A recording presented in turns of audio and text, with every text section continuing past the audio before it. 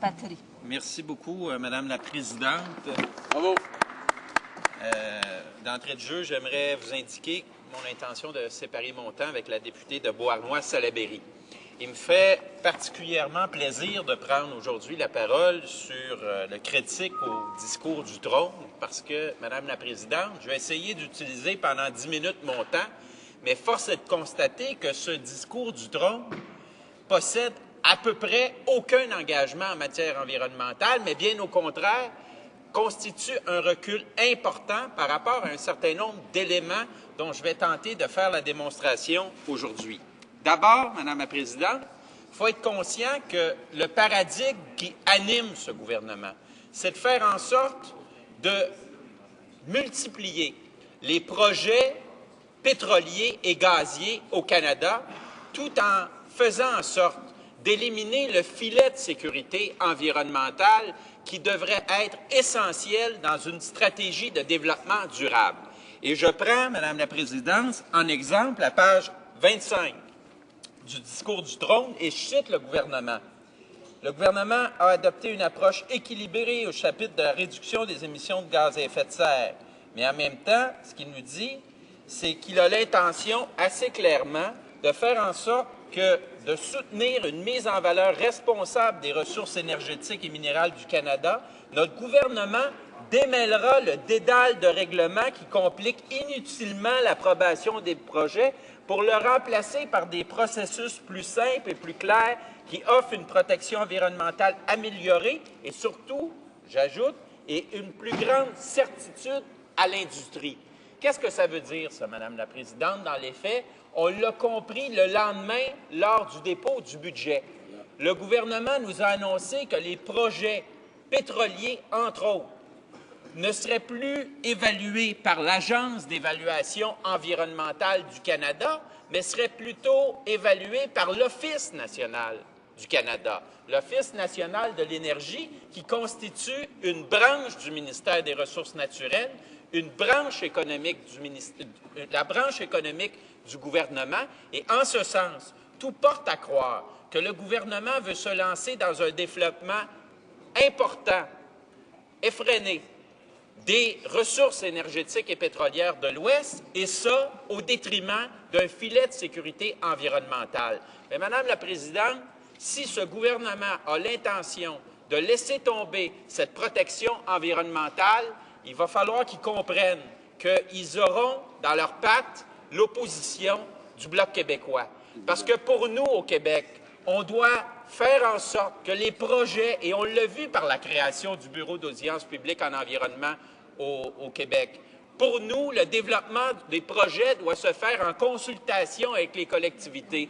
Pour nous, l'évaluation des projets doit se faire en conformité avec un certain nombre de règlements environnementaux. Donc, il n'est pas question qu'on affaiblisse la réglementation environnementale, il n'est pas question qu'on affaiblisse l'évaluation environnementale des projets. Deuxièmement, le gouvernement, Madame la Présidente, se gargarise dans le discours du trône.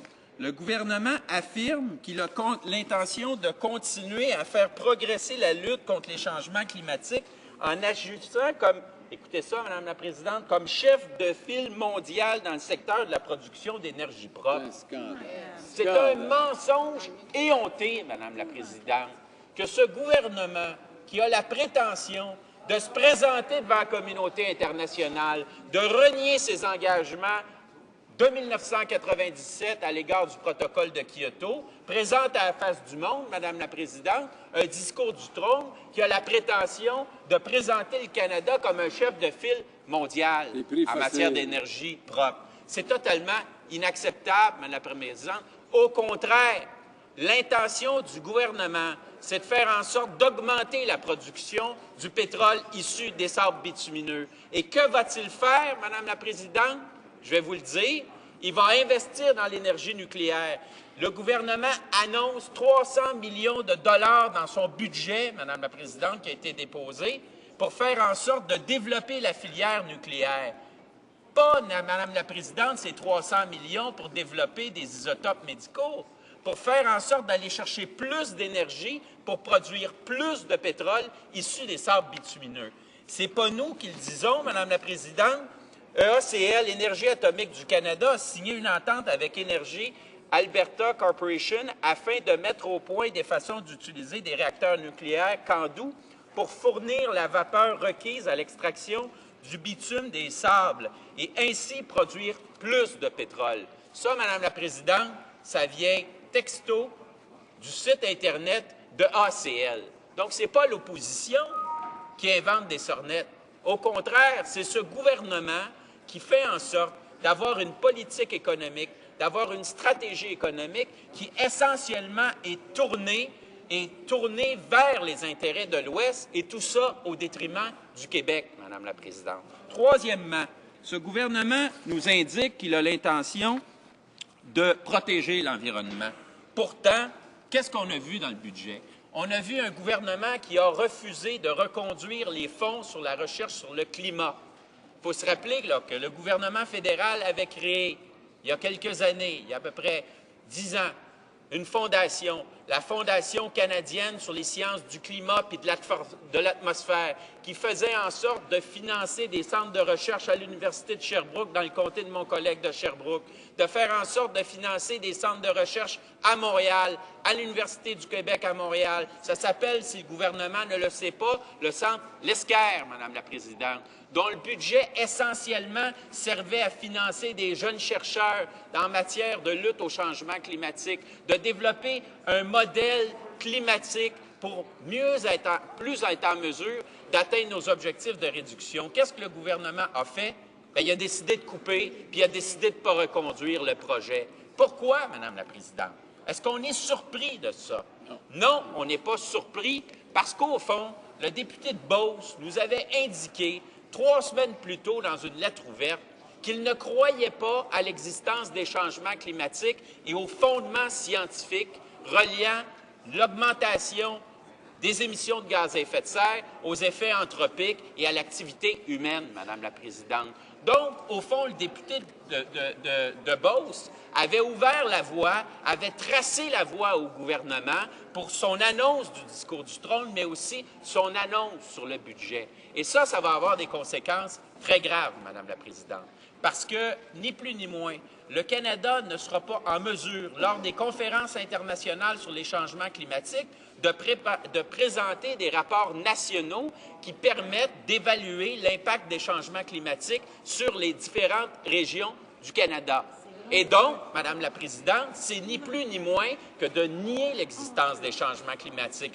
Un gouvernement qui refuse de donner des moyens aux chercheurs pour faire en sorte de développer des preuves scientifiques démontrant l'existence des changements climatiques, bien, ça a tout simplement pour conséquence, puis ce qu'on doit en comprendre, c'est que ce gouvernement ne croit pas à l'existence des changements climatiques.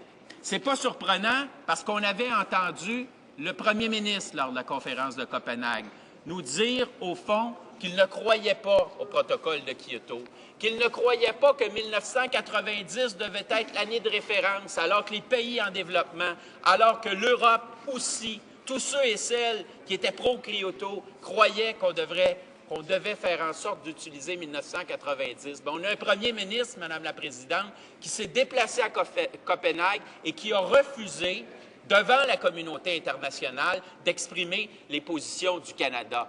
Pourquoi, Madame la Présidente, en une minute? Parce que ce gouvernement a toujours nié l'existence des changements climatiques, et ce, depuis 1997, parce qu'il a fait des choix économiques qui sont tournés vers l'Ouest, vers ses intérêts, vers sa base électorale et qui visent à développer l'industrie pétrolière au Canada. Et tout ça, Madame la Présidente, alors que le Québec a fait un choix différent.